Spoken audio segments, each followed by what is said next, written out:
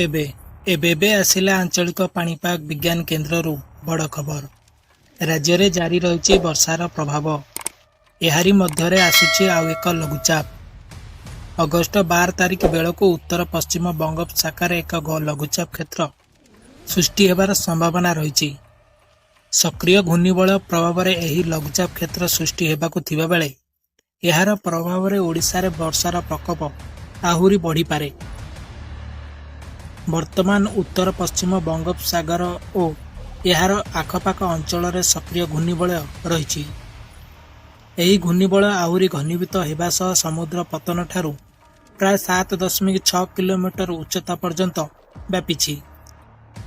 ଏହାର ପ୍ରଭାବରେ ଆସନ୍ତା 12 ତାରିଖ ବେଳକୁ ଲଘୁଚାପ କ୍ଷେତ୍ର ସୃଷ୍ଟି ହେବାର ଆକଳନ କରାଯାଉଛି।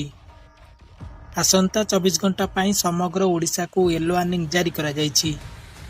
5ଟି ଜିଲ୍ଲାକୁ ବାଦ୍ ଦେଲେ ଅନ୍ୟ ସମସ୍ତ ଜିଲ୍ଲାରେ ପ୍ରବଳରୁ ଅତି ପ୍ରବଳ ବର୍ଷା ନେଇ ସତର୍କ ସୂଚନା ଦିଆଯାଇଛି।